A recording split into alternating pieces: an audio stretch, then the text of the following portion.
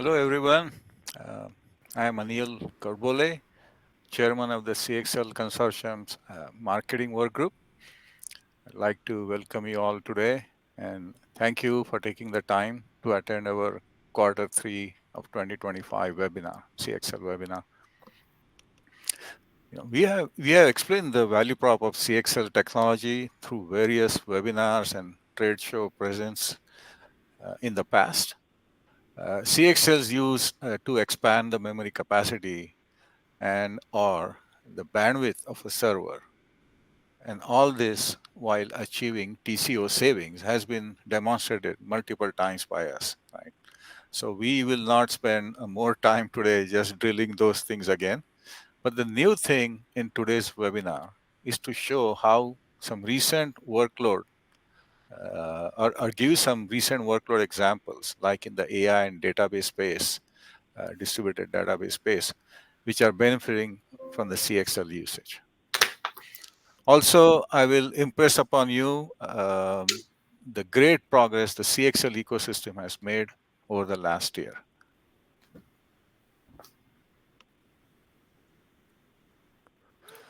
I would like to briefly introduce our panel members today. They all represent CXL consortium contributor companies.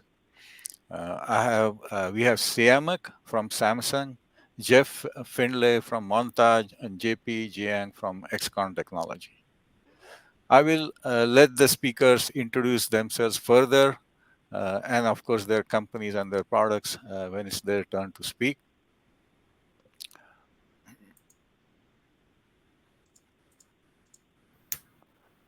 I will begin by showing the evolution of CXL spec over the last 5 years or so, 5+ years.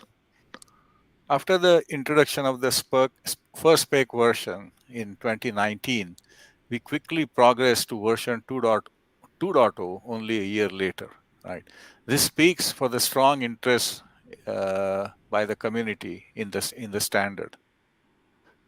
And later, as other coherent connectivity standards, standard specs like Gen Z and C6, they all felt, we should all merge our IP, and that's how CXL then got to version 3.0 in August of 22.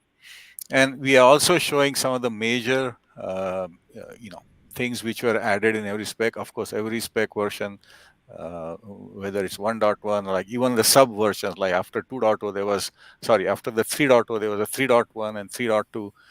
We are showing what was kind of the main thing which was introduced in that thing. But here I want to point out that there's a lot of interest from the contributing members in advancing the spec, right? So we quickly advanced to version 3.0 in just a span of about 4 to 5 years.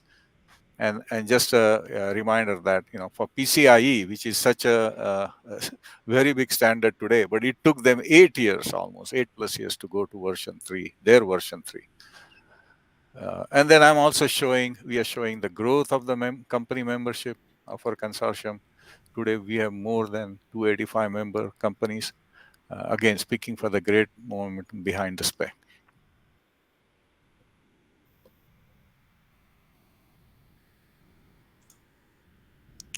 And a proof of this is, of course, seen through the CXL integrators list. As you know, a compliance program is really what makes a standard a real standard. Ever since we introduced the compliance program back in the CXL version 1.1, the list of compliant CXL devices has steadily grown. Remember that due to the longer development cycles of the hardware, it always takes some time for the compliant devices to show up after a spec version is released. Today, we have more than 60 devices across various categories, host, memory, accelerator, etc., at version 2.0, as the slide shows. So this again impress upon you that CXL device ecosystem is certainly quite mature, and any adopters or users should have plenty of choices in implementing their CXL based designs, server designs.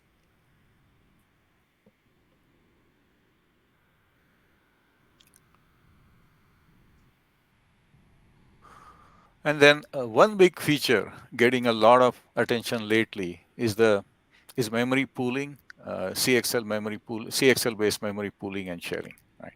We first introduced this concept in spec version, the memory pooling in spec 2.0.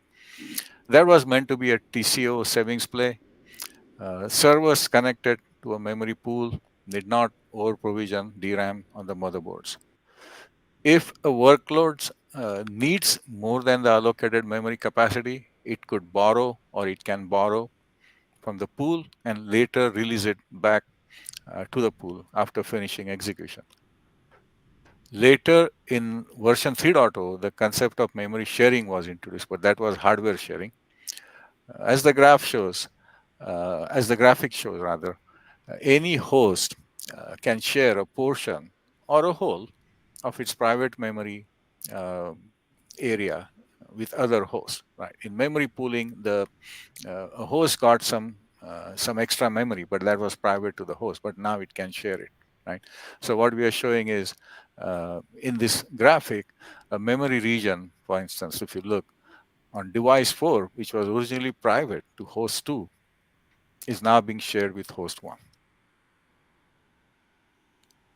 With the memory sharing feature, the CXL pool memory or CXL memory pooling is not just a TCO savings play anymore, but it has now become a performance enhancement play.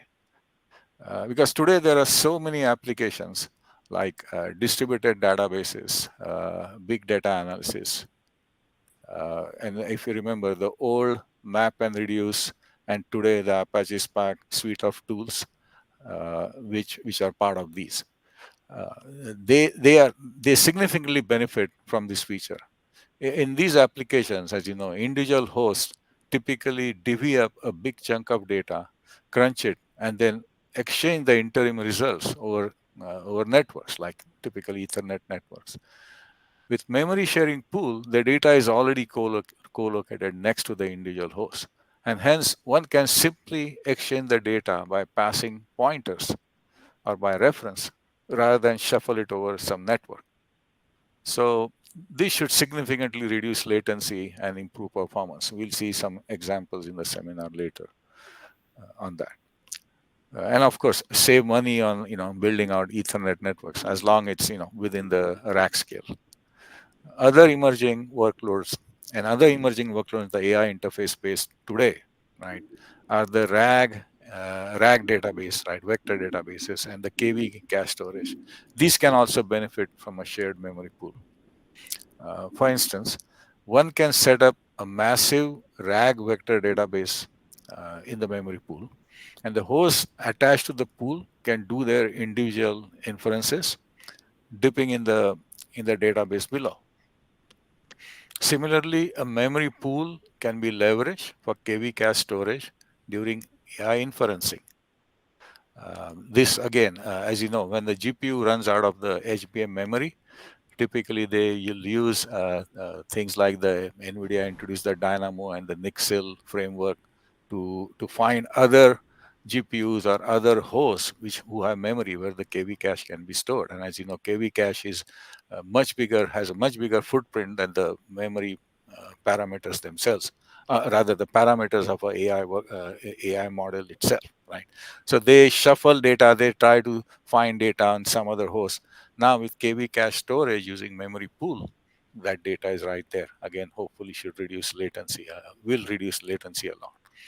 So we won't quite discuss this in depth today, but I know companies are working on this, and in the near future, we should hope to see the real examples. Anyway, with all this intro, I'm now going to request Siamak, our next speaker from Samsung, to go ahead and present his talk. Oh. Good morning. This is Siamak Tavalai. I'm a system architect working with Samsung. I've been very active with the CXL consortium in the past. I'm part of the technical task force now. Today, as Anil described, we're going to talk a little bit more about how people and member companies are taking advantage of CXL in advancing basic capabilities within the new and traditional workloads. Um, Specifically, the team has been looking into figuring out what the bottlenecks might be in the emerging workloads such as AI and ML.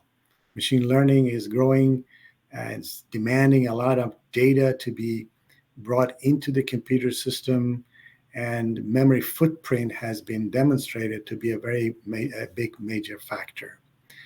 Um, Having enough bandwidth to feed a lot of data into these compute elements has been very important. That adds the responsiveness to the interactive applications that might require new data, fresh data that come uh, from the environment or from other machines. As we are developing interconnect protocols such as CXL, it was very important to take a look at uh, data transfer overhead, the energy and time that it takes to move data is a major factor in scaling up and scaling out the capabilities of these workloads. Another important factor that comes from the fact that we can now disaggregate compute from memory and compute elements from each other is the fact that data gets scattered across the network, across the fabric, and resource fragmentation is an issue. Um, so, other observations we've had is that uh, data usage and compute usage across time, across different phases of the program, are not uniform, and so having some flexibility is very important. So, um, therefore, we compiled a list of requirements that, if we do those well, we can mitigate the bottlenecks that these large systems normally encounter. Anil touched on this. If we have shared memory, we don't need to move data from element to element. Multiple elements can reach data. One entity can write and multiple entities can read. Once they compute, they can store the result of the compute into one location that others can benefit from.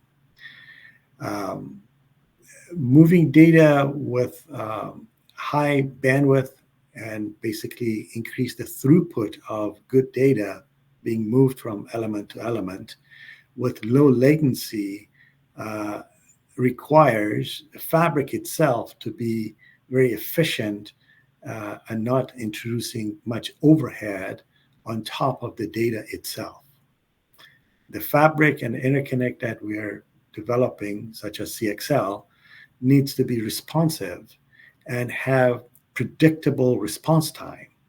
Uh, if we do have that, even if there is some latency in moving data throughout the fabric, because the latency is predictable, then software can take advantage of moving data before it is needed ahead of time. Therefore, it can hide the latencies across the fabric. So, predictable response time is a major factor within the interconnect that we are developing.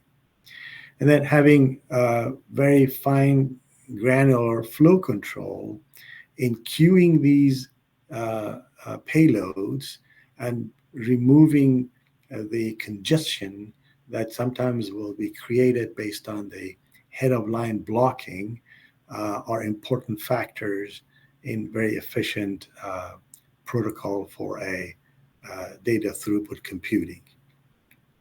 Of course, reliability and security are paramount for any type of enterprise installment. As an example, um, the RAG pipeline, that retrieval augmented generative AI, is a very good example of demonstrating how the techniques that we've used in the past for big data can meet the requirements and feed data towards the emerging techniques for AI ML. So basically, big data meets big compute through this process. The diagram is showing a pipeline of bringing in data, processing it, storing it, using search engines, retrieve data, and manage and reorganize data. All of these are the type of things that we've done in the past using traditional search and database techniques.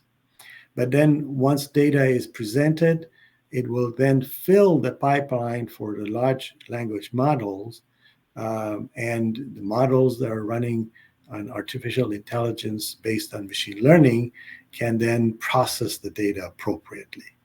So throughout this pipeline, we have recognized that memory is used in different stages during the pipeline with high intensity or low intensity.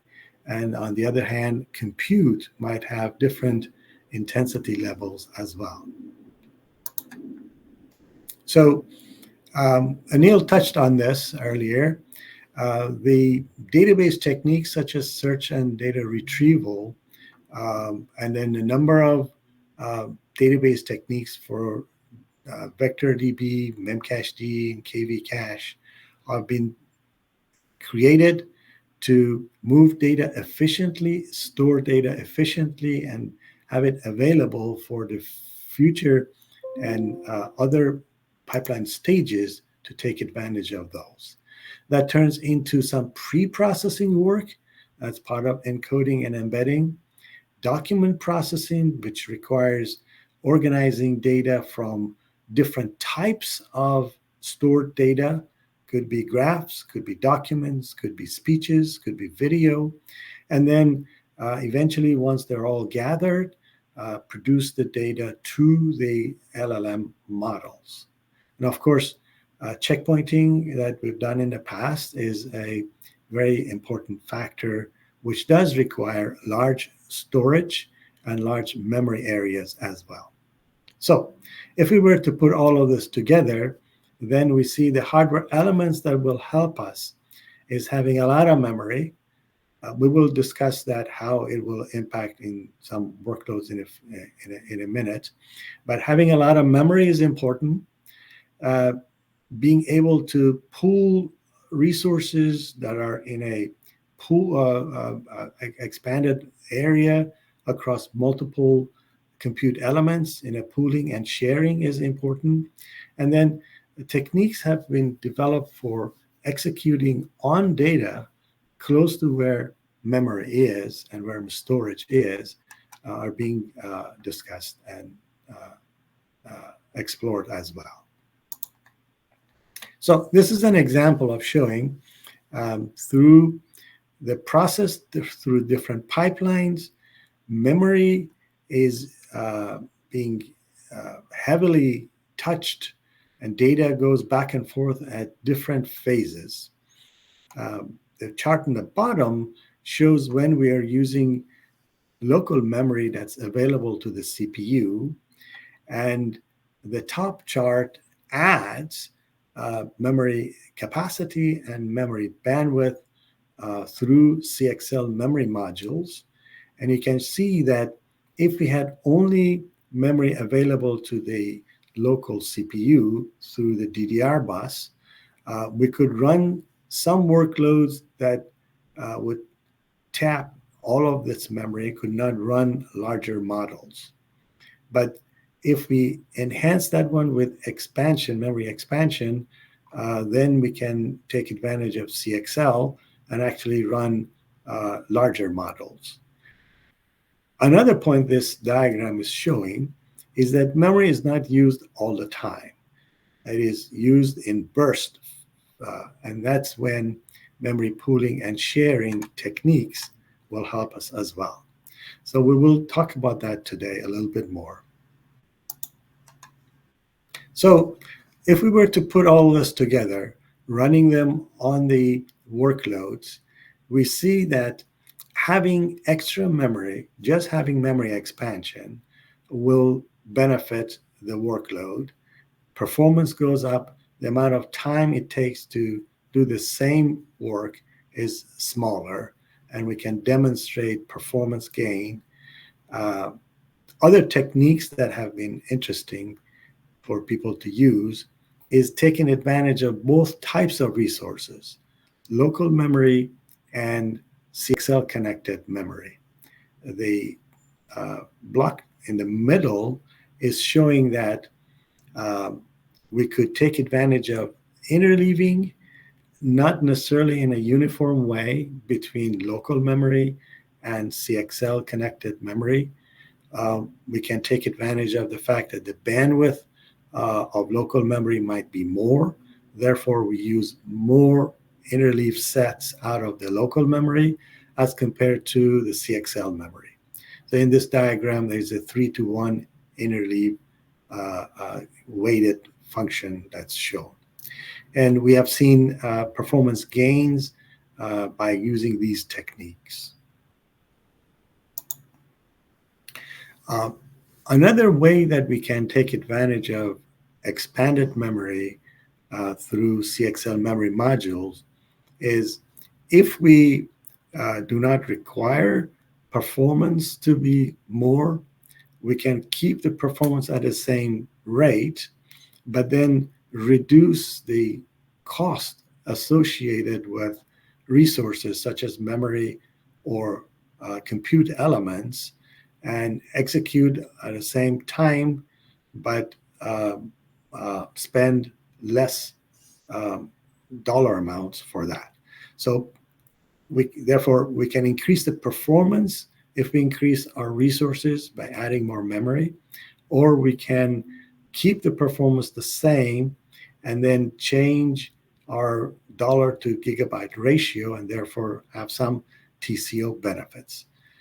Different memory companies are taking advantage of these techniques and features in different ways.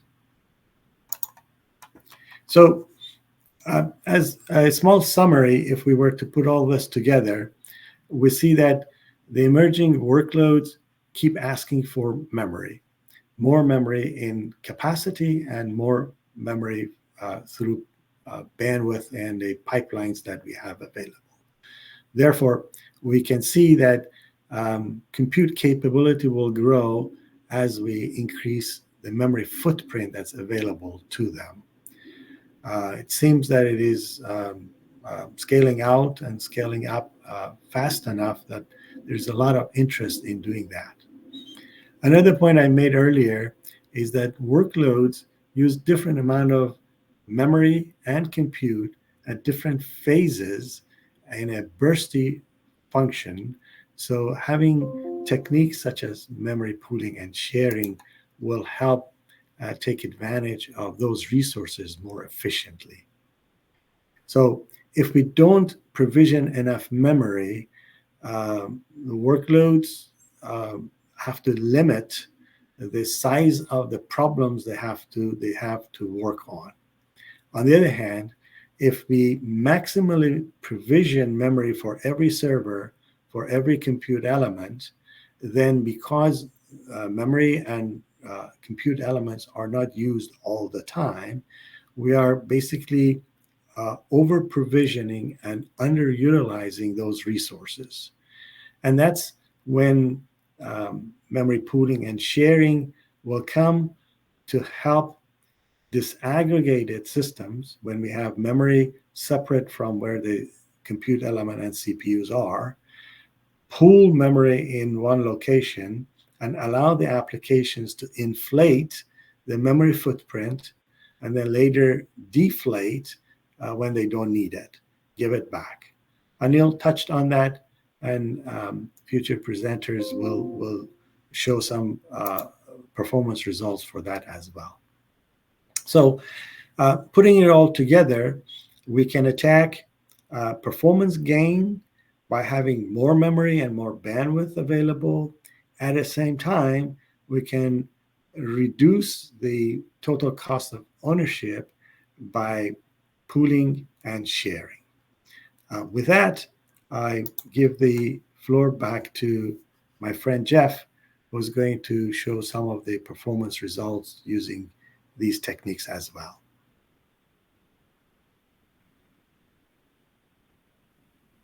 If I took it off mute, you could hear me.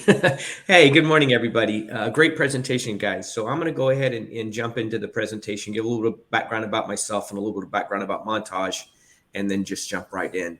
I've been in the business for over 30 years. I had done almost 20 years at Intel, and then the last 8 years I've been at Montage.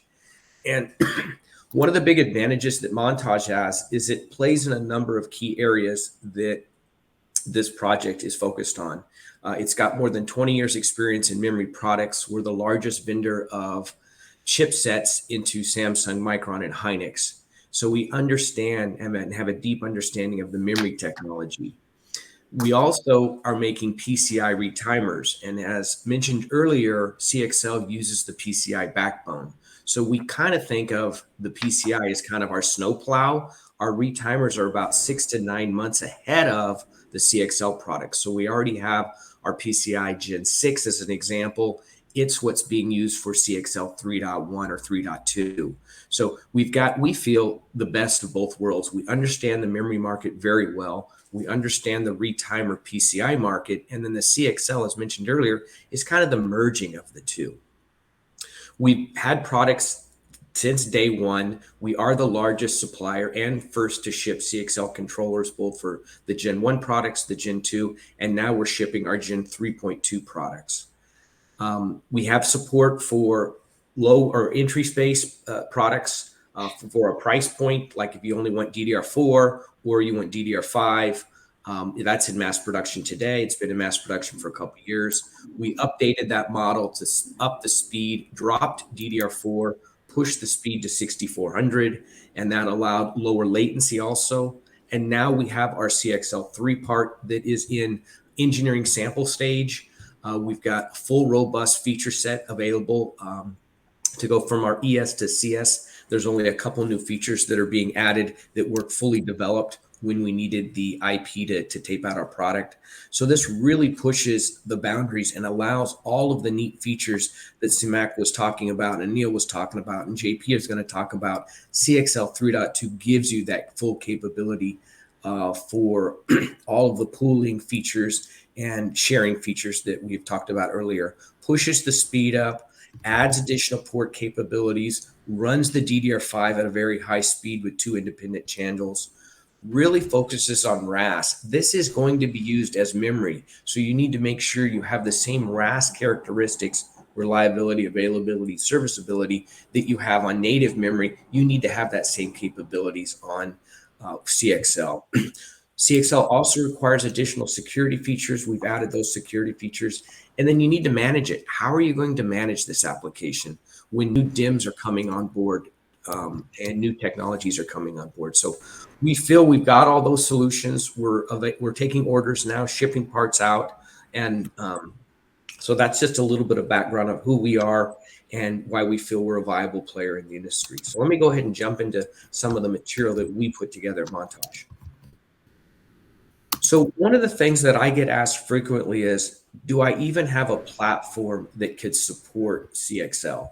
So the two main players, as we know in the industry, are Intel and AMD. So the current Granite Rapids and Turin systems are shipping in volume. You can see in that 25 column there, they're 60 to 70% of the world's shipments today. All of those platforms have the capability to support CXL2. So 2/3, my takeaway here is 2/3 of the systems today can allow you to use CXL. It's only getting better. As we transition into 26, the follow-on products of Diamond Rapids and Venice come out, and that pushes it up to almost 90% of the systems in the industry. So you will have a socket, you will have a platform that you can plug CXL into. So that's one of the biggest hurdles. You need to be able to play, use, and take advantage of it. And 2/3 of the systems today can support it. By the end of next year, 90% of the systems can support it. So we have wide industry support. It's not just on Intel. It's not just on AMD. Both of them fully support the CXL 2.0 today, going to CXL 3.0 in 2026. The bottom line represents how many people are actually using CXL today. So a lot of us come from the old Intel days where we call it the crawl, walk, run. We're in the crawl phase. We are just now figuring out where's the best usage models of CXL. Where does it have the best bang for the buck? Do you want to use DDR4? Do you want to use DDR5? Is there other media? So all of that is being explored right now. The usage right today is fairly small because I can use an RDIMM in a lot of cases, but if I don't have extra slots, I can use that CXL. So we have about 10 different companies with add-in cards for CXL solutions that are shipping today. This next slide talks about the two different markets that we see expanding and taking place for CXL. So again, you now have the sockets that you can use. You have a place or a home for CXL. With this chart, it's showing, well, what's the usage models for CXL? So some of the people will want to expand what they already have where they need more memory. We talked about the growth in AI. AI systems use 2 to 3x more memory than a traditional system. On average, the systems are shipping with 1 terabyte of memory today, and that's growing 20% year on year. So I need more memory to feed the beast, as they say. Controllers, CPUs are getting multi-cores, and they're increasing their core count year on year. Every core is like its own little mini CPU, which needs more memory. So we have a very nice growth in the amount of memory that's being used year on year. That can be solved in a number of areas. It can be solved with traditional DDR5 memory, but as you buy higher density memory, you have to stack that memory, and that becomes more costly than using mono or planar memory. So there's kind of a trade-off. I can get what I need, but I'm going to have to pay a healthy premium for it. Well, CXL gives you the option of staying with that more price optimized point. Maybe it's 128 gigabyte, 96 gigabyte. And if I need more memory, then I could use CXL to add that extra memory. So that's the CXL expansion growth curve. The other curve is the CXL pooling, and that's where JP and others will talk more about it. Pooling's available today, and we see that growing year on year as the switch prices come down, as people optimize their applications to take advantage of the pooling. So that will probably take a couple years to get really the traction that it needs. But as you can see in 28 and 29, 5-10% of the systems will have the capabilities of using CXL as an expansion device or as a pooling device. So one of the things people ask me is, well, am I going to save money or am I going to make money? What's the cost analysis? So we have done this in a number of different times, but prices for memory change over time. If you saw this chart 6 months ago or a year ago, we were using 128 gigabyte DIMMs or 96 gigabyte DIMMs. But the memory industry, they keep optimizing their technology. So we remove that because now you can buy a 128 gigabyte DIMM at a fairly competitive price. They're on their second generation of 32 gigabit. So it's a fairly competitive price. So I'm not going to show that cost advantage anymore. I'm really going to focus on where you have to use stacked DIMMs, which is 256 gigabyte, and how that can compare with using 128 DIMMs and 16 128 DIMMs using CXL. So from just that comparison alone, you can get a 16% cost savings. Again, you can do other memory configurations, but this is the one that we chose if you wanted to look at today or in the next couple of weeks where your true savings would be. So Anil and others have talked about this, and I tried to put some material together. We're trying not to hide anything with you guys. We're trying to be as open and honest with the technology, the features and functions that it has. One of the neat features that Intel has in its platform is flat memory mode. So it allows you to use both the DRAM and the flat memory mode is exposed to the OS. Nothing special is needed to be done. It's just plug and play. This allows you to take advantage of that extra memory at the host level. So both memories looked at the host as one tier. So what we said was, okay, this is possible, but what's your performance impact of this? Is there going to be a latency impact? Is there going to be a performance impact? Because people want to see the proofs in the pudding, and no software modifications were needed. So that's the caveat. Oops, I keep hitting the wrong button. So we actually ran this test. We looked at it from a throughput standpoint, from a latency standpoint, and a stability standpoint.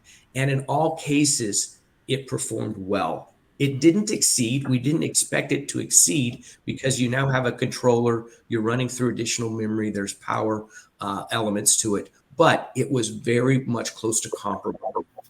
All across all workloads, the consistency was 95 to up to 100% from the workload standpoint. From a latency standpoint, it was a very minor hit, 5 to 10 nanoseconds, which in a relative was less than 3 to 5%. So again, we're not saying there wasn't a latency hit, but we felt it was very minor. We are not saying there was a throughput hit, but we're saying it was very minor. Stability, we ran this test multiple times, had no issues. And we've run this a number of times again and again and seen no impact. So we're trying to show TCO is there, and from a performance standpoint, we see some performance and advantages of it. So my next step is, as we talked about earlier, both Intel and AMD have wide support for CXL2 today, and it's only getting better next year with Diamond Rapids and Venice when they support CXL3. Okay, point one. Point two, I want to be able to buy parts. You can buy parts from Samsung, Micron, and Hynix. They're focusing on E3 module solutions. They're available today from them, supporting CXL2, soon to support CXL3. What if I wanted to get an add-in card and be able to use my own memory? Again, that's supported from multiple suppliers in all geos. If you want to know more information about controllers or purchase a controller from me, Montage, I provided that information here. If you don't know who an AIC vendor is that you want to work with, please contact us. If you want to find out anything more about E3 providers, contact us. So they're rolling out solutions today for 2.0, and they're in development for 3.1 and 3.2. They have our silicon, Montage's silicon. They're working on solutions. They'll be in mass production mid next year. So what we're trying to tell you is the hardware's there, the backbone's there. Now we need to get the software to do optimizations for this next level of memory to get true performance enhancements for you and your customers. So that's my presentation. I'm going to go ahead and pass it off to JP. Hey, good morning. My name is JP Jen. I'm one of the co-founder at XCon Technology and in charge of all the CXL product line and activity.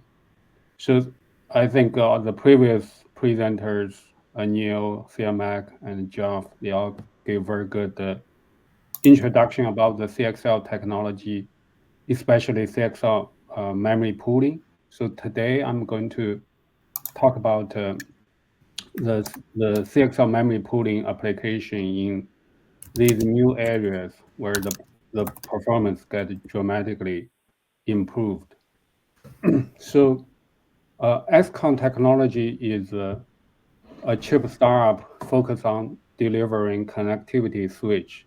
So our product have a CXL switch, CXL 2.0 switch today is actually in production and shipping. And our CXL 3.1 switch is a sample, and we're going to mass production it next year and start shipping second half next year. So let's back to the current status. So a couple years ago, the CXL is pretty much on the PowerPoint. But today, we are working with about 20 customers on the designs. On the left side of the picture is a sample of some of the system we build. Of course, the very top one is the XCon's reference design, but we have more system vendor. They come up with a very sleek, very professional, good performance chassis. The second one is a chassis with upfront, attach E3.S. And the third one is a liquid box, which inside the box can house 10 AIC card. So the capacity as of today is 10 terabyte or up to 20 terabyte. And Samsung also built their called the CMMB, CXL memory box. So these boxes are already built, and you're seeing they're not just stopping there. They are going to the data centers. So on the right side, the top one is a deployment at the National Lab, Pacific Northwest National Lab, where they utilize this big memory pool to do the scientific computing and AI computing. And I'll show you some of the result. The performance improvement is dramatic. And then the second one is a rack built by Alibaba. So Alibaba built this rack dedicated to their in-memory database. They have a in-house in-memory database called PolarDB. And there's a lot of data, and also we publish together a paper which get the best industrial track award in this year's Sigma conference. I'll show you some of the result as well on the in-memory database PolarDB. Okay, so next page. Yeah, first of all, as I mentioned, the National Lab with their deployment. So used to be they can run some of the scientific computing tasks with the server, which are complicated, expensive. However, they cannot run the computing very efficiently. For example, one of the application called GraphDB. So GraphDB is a special database where it's kind of all the data being pointer based. GraphDB also an important part of the AI. So this GraphDB without a big memory system.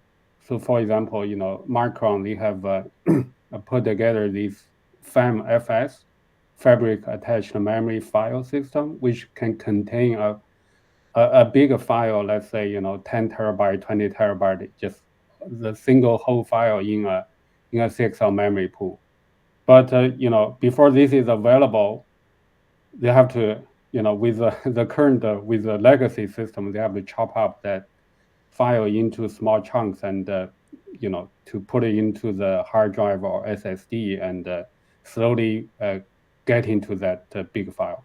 So what they are seeing is a GraphDB task. It used to be running 7 or 8 hours for a job. So normally they put a job and then go home, and next morning they check the result, right? So now that job the time to finish that job is reduced to about 10 minutes. So basically they can go grab some coffee, come back, and check the result. So this is a very exciting time. There's a lot of scientific computing can take advantage of this whole big memory pool, 10 terabyte or 20 terabyte, and even 100 terabyte, because with one of the implementation, our customer Liquid, they have these two-level switching, which they can attach multiple memory boxes to become 100 terabyte capacity. So this is the example in the scientific computing, which is quite exciting. Then I'm going to talk about this database, which Alibaba PolarDB. So on the left side, you see that's the system architecture, where on the very top are the servers. So multiple servers, and they attach to this box in the middle, the CXL switch box, where inside of their box, they have two of the CXL switch chips. And the very bottom is a big memory box. Somebody call it a J-bomb, just bunch of memory. So these system together, they're running the PolarDB, where they have multiple servers running multiple instances of a database. They all share this huge 16 terabyte CXL memory pool, which this memory pool contain the database buffer pool. So all these database buffer just being stored in this big memory, and and this database just go there and grab the data instead of, previously they have to go through the network to do the RDMA.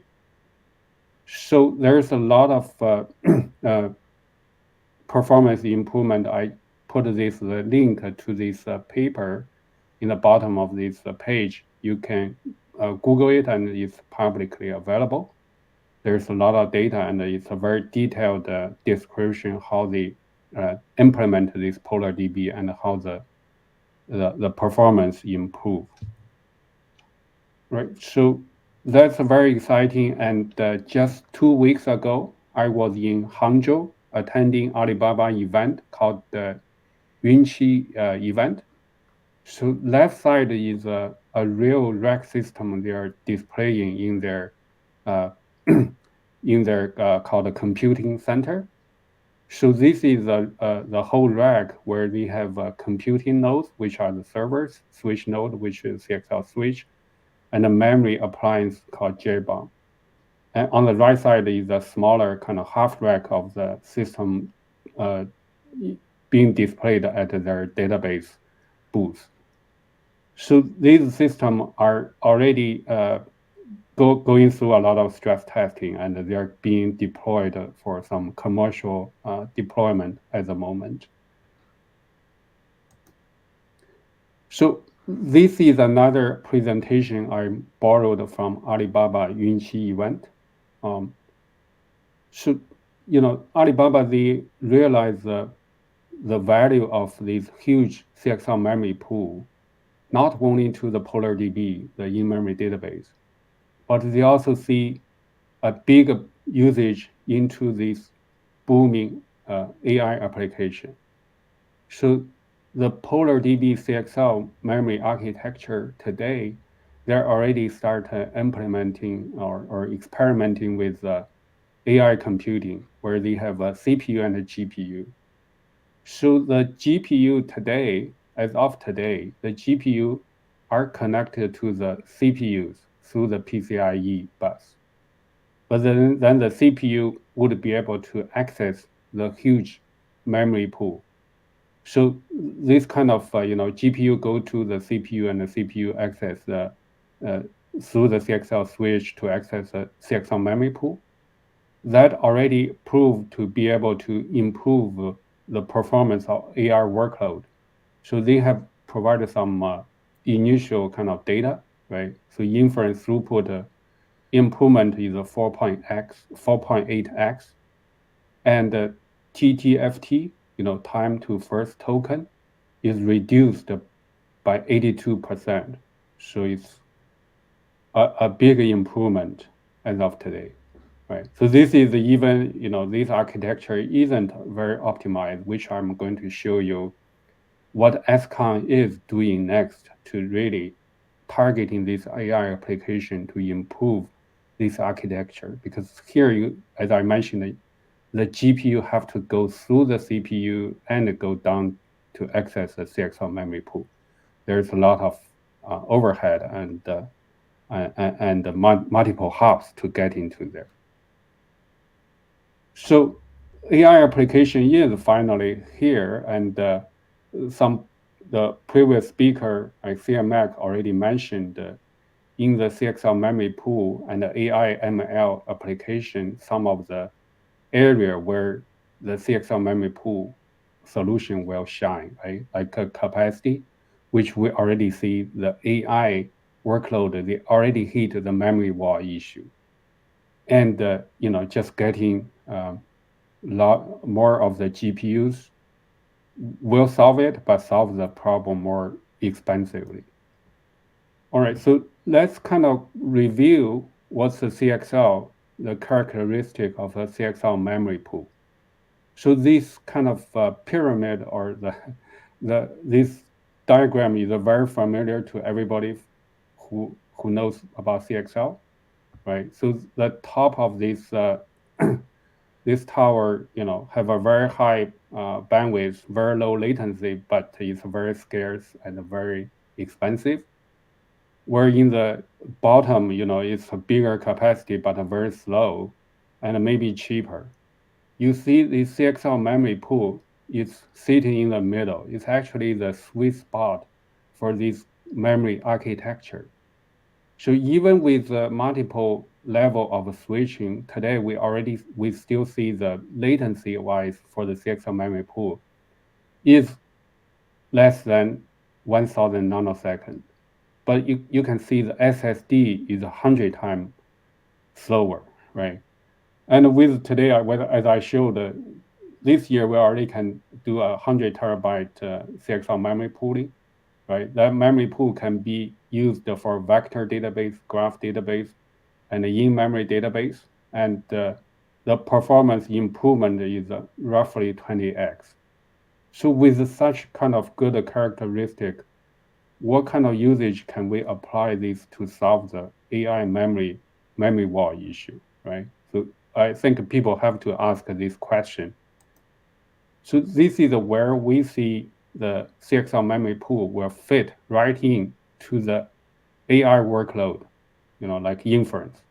So this picture is from NVIDIA, which they announced or published this Dynamo architecture in the GTC conference early this year. But in this architecture, they go from the HBM to the system memory, then go down to the SSD. This drop of performance is too much, too abrupt. So this is where we see the CXL memory pool would be a very suitable candidate to provide, both the performance and the cost to really push and boost the AI performance. So that's because the CXL memory pool has all these good quality like dynamic allocation, cost-effective scaling, right? You can scale up and down. You can add or reduce memory as needed and cost-effective. But also, it's a load and store model make it very energy efficient, and it's low latency and high bandwidth. Fortunately, this Dynamo is an open source effort, so we are working with our partner to try to put some early work to demonstrate the suitable of CXL memory pool into this architecture.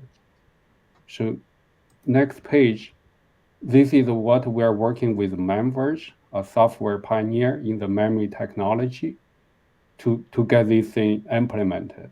So everybody knows that AI inference, there's two stages, prefill and decode, where the prefill generate all these key and value. So this key and value can be put into this huge 20 terabyte or 100 terabyte CXL memory pool, where the decode stage is retrieved from this big memory pool to do the work.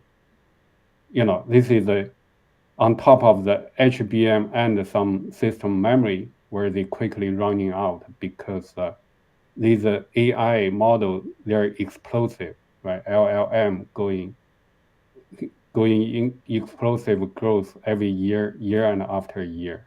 So this is a work we are working with the Memverge, and we are going to demo this work in the next week's OCP in the Innovation Village. So please stop by to take a look at. So again, as we mentioned, the CXL memory pool could be for this AI workload. This is where you see the disaggregated serving, the prefill and the decode, like NVIDIA's Rubin CPX. They could produce key and value and store it in the CXL memory pool, and then later being consumed by the decode GPU like Rubin to generate the token. All right, so then most important, as I mentioned, the XCON is doing something on our second generation to optimize this AI workload. This is what we are doing. We're inventing a technology called Ultra I/O Transformer. So this is today's system where the GPU still can access CXL memory pool, but it has to get multiple hop through the CPU to access.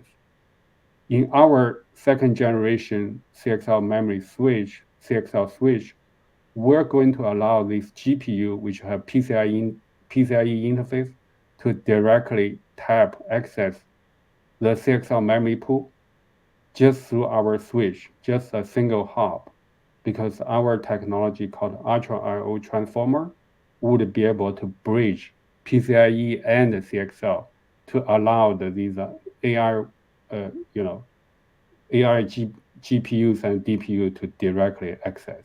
So you can think of, some of the GPU are pre-filled GPU. They generate a key V and store into the pool, and some of the GPUs are decode GPU where they read back those KV cache.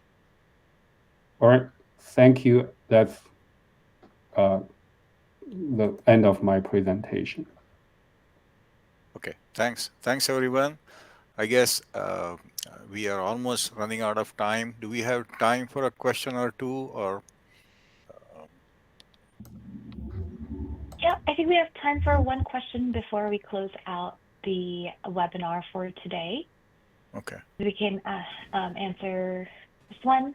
What are the bottlenecks for training and inference, and how can CXL help with addressing those challenges? I think we talked. We already discussed, although we didn't discuss training too much. I'll give my answer, but I'm sure XCon will want to, JP will want to pitch in here. Yeah. But let me give quick answer. For training, as you know, right, the biggest application is checkpointing. And if there's a memory pool, then the checkpointing task can be made easier rather than depending on the SSD bandwidth. You can temporarily at least store the data in the pool and then later on retire it to the SSD. And then Yes. again, we talked about the inferencing, the KV cache, or for the rack, right? I think we spoke a lot already, but go ahead, JP. Yes, somebody mentioned in the training stage, like checkpointing sometimes take 10 minutes or so, and everything, all the computing stop. So that if CXL memory can be put into usage to reduce this 10 minutes to be half a minute, 30 seconds, that would be dramatic improvement. And the inference, I think we talk already a lot about inference, the prefill and the decode, the huge KV cache, where they already seeing the bottleneck, the memory wall, right? Although, the GPU and the CPU, they can attach more memory, but that's not called a scalable. In XCon's view, we call that called a memory stack up. So you basically stack up the memory, not a memory scale up. In the AI computing, it's all about scale up. If you don't have a scale up, you have to spend more money, you have to spend more time and more energy. So the CXL memory pool provide a very good solution, for the AI inference, and the AI training, the checkpoint would be also a potential one to get benefit. I hope that answered the question. Thank you, everyone. Any questions that we weren't able to address today, we will address in our recap blog. So please follow the CXL Consortium on our social media channel, LinkedIn. And the recording will be available on our YouTube channel. But thank you for joining the webinar today, and I hope you have a great afternoon. Thanks, everybody. Bye. Bye. Thank you.